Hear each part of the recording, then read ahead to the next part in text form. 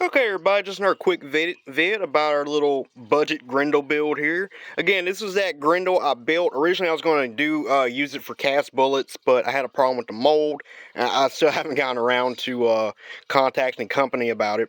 But it's just been shooting jack at it now.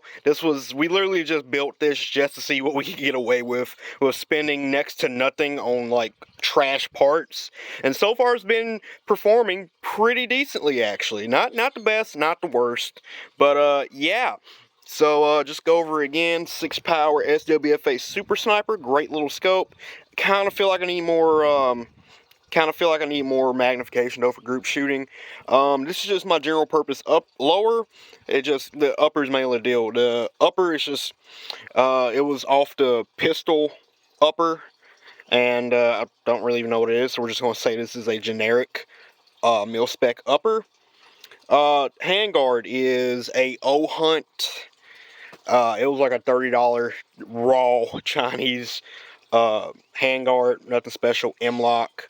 15 inch, if I remember right, 15 or 13.5, and a Civ Life bipod. And this is a $90 20-inch NBS 1/8 twist 6.5 Grendel barrel with a Dirty Bird thread protector.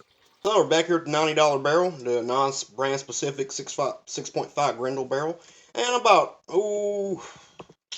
getting close to 80, 90 rounds on it now. I'm not 100% sure, but I'm still right under 100.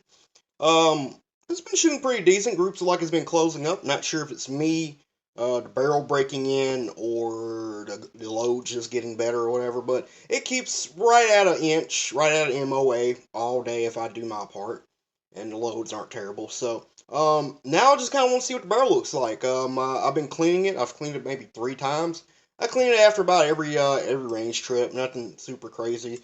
Nylon brush, a little bit of abrasive, either IOSO or the Blue Label JB Pore Paste. Scrub that a little bit, then I patch it out with a couple dry patches. Then I send through a wet patch with some type of solvent. Right now I'm using Hops #9 synthetic. That's just because it's what I have. And then I patch it out clear. Then I use some rubbing alcohol to neutralize it, and then I patch that out, and it's got it pretty clean. So I'm just curious what the bore looks like now. Mainly, I'm curious about what that chamber area looks like that had that like sawtooth ridge on it. So we're just starting from the crown here, the muzzle, and let's just look at her. And again, guys, this is a $90 barrel that I don't even know the brand of it. A couple people say they think it's a Bear Creek, but for $90, you can only expect so much. And the fact that this thing is keeping MOA, I'm not super displeased about it. So of course it's not going to be like a Bart line, or like I've had people try and say, oh man, well that thing looks terrible. My Bart line or my Krieger is so much better. I'm like, well, duh. You, yeah, no, duh. I'm like, I'm not expecting to buy. Got a little nicky nick there. It's interesting. We're only about an inch from, yeah, we're about an inch in. It's like a little bit of, what was that, pitting? A little bit of pitting right there, and it looks like we got a little nick where the brass is catching. Okay.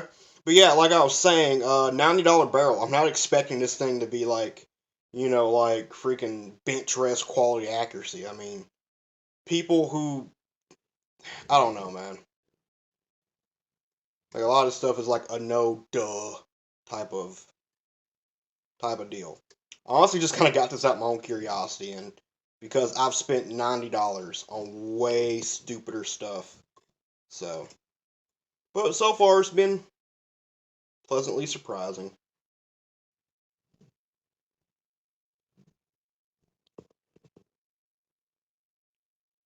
A little more pitting.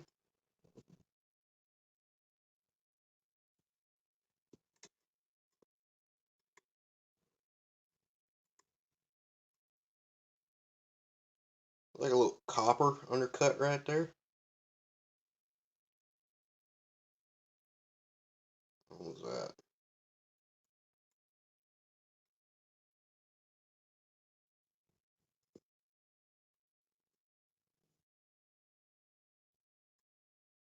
What we got here? So all in all, it's not, it's not great, but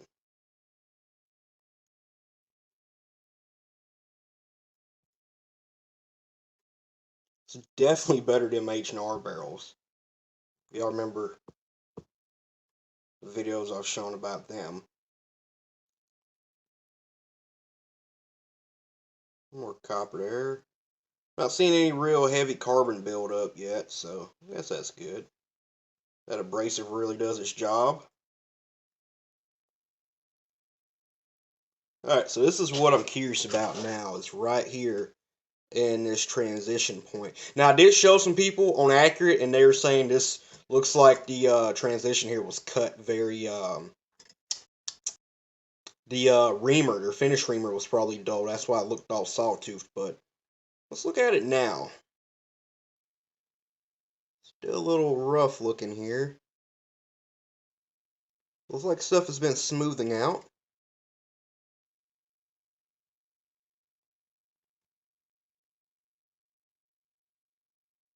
This one right here is still kind of bad, but looks like it's not catching any copper. It is catching a little bit extra carbon here, but and these type of barrels this is what I feel machining. You know, we're not the machining. Well, when you have this kind of poor machining, this is when the whole break-in process thing is actually pretty important. I've talked to people who get those real premium barrels, the really nice ones, and they're like, I don't do any of that crap. I clean it real quick and I go shoot it. And well, when you have such good you know machining work done, you know the break-in process is probably a null and mute point. But when you're having these cheaper, well, in this case, very cheap barrel with this poor machining, then yeah, maybe breaking in is actually a necessity, which makes sense. Which makes sense because you see this is steadily getting smoother as we shoot it and we clean it. So yeah, let's just look on the inside here. I'm getting. Where I need to get something. Yeah, we're getting a carbon ring here. Yeah, getting a bit of a nasty build up. Definitely need to get in there with one of those chamber brushes and brass chamber brush and clean all that out.